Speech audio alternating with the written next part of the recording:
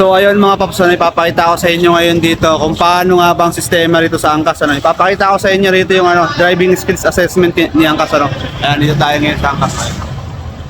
Ayun, ipapakita ko sa inyo ngayon yung skills assessment na sinasabi ko sa inyo. No? Tapos papakita ko sa inyo yung kasunod nito. Pag nakapasa kayo sa skills assessment, ayan, gaya nito, ayan. Sasalang na yan si Paps. Papakita ko sa inyo kung paano gagawin niya rito. Tapos after nito, ipapakita ko rin sa inyo kung anong kasunod na mangyayari nito, no?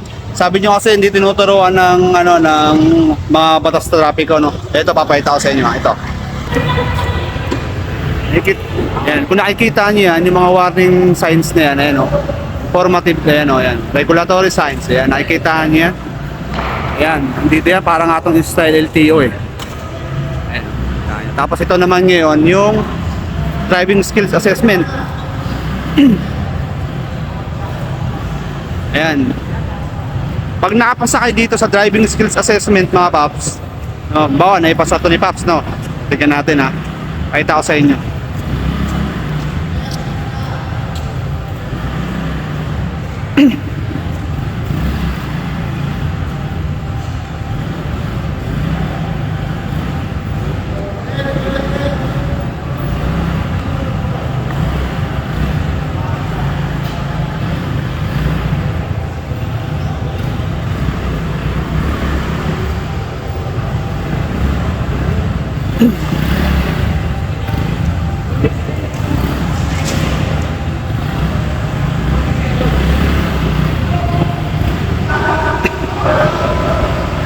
Ayan, kamali siya, no? Naikutan niya agad yung number 2. Tapos ito sa number 3. Ayan, tapos number 4. Number 4. Tapos ayan. So okay naman yung handling niya, no? Napatukod lang doon. Napatukod lang. Siyempre, kung sakali ito si Paps na makakapasa, dito tayo sa kabila. Papakita ko sa inyo. Kung sakaling makakapasa yun si Paps, papakita ko sa inyo anong kasunod.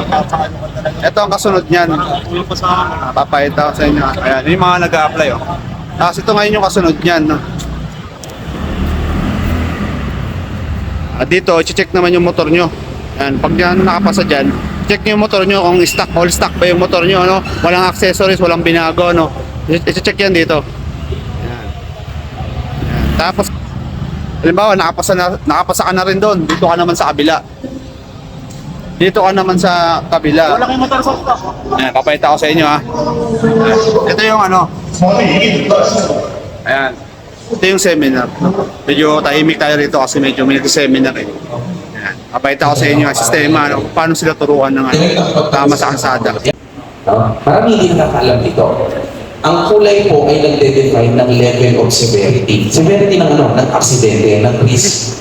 Kapag dilaw, high risk, mataas ang chance ng aksidente. Pag puti, low risk, mababa ang chance ng aksidente. Pero merong aksidente.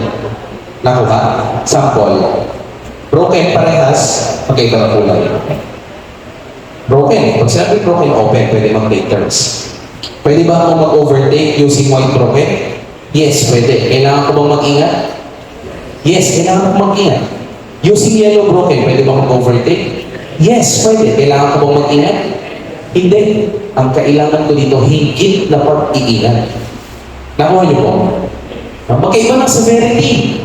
Lightest, ito naman, ano, high risk. Nakuha niyo po? Level of severity. Ngayon, So ayun, nakita nyo naman kung paano sila nag-seminar dito, no? Ayan. So yun lang, para lang makita ninyo yung seminar dito na meron talagang seminar, no? Mapas. Pero dito tayo nakapokus kasi sa ano eh, sa driving skills assessment kung saan maraming bumabagsak. Ito, yung nakikita nyo na yan, 3 oras yan sila dyan nag-seminar. O, 3 hours po yan mga paps ha, 3 oras sila dyan, nakababad dyan, ano yan, focus talaga yan dyan. Kaya hindi ka pwede mag-ingay dyan kasi kailangan hindi mo pwedeng maago yung ano nila, yung kanilang attention. Dahil nakapokus yan sila para maging defensive driver o maging tamang rider sa kalsada, no? So nakita nyo na tinuturuan yung mga rider, no? Lahat yan bago ka makapasa, bago ka maging angkas rider mga paps, no? Iyan muna ang ituturo sa inyo, no? Nakita nyo, di ba? Yan, 3 oras ka dyan nakababad sa seminar para lang hindi ka maging kamote sa kalsada. Pero nasa rider pa rin yan kung i-apply nila yung natutunan nila. Pero hindi nagkulang ang angkas para para ma-educate yung mga rider.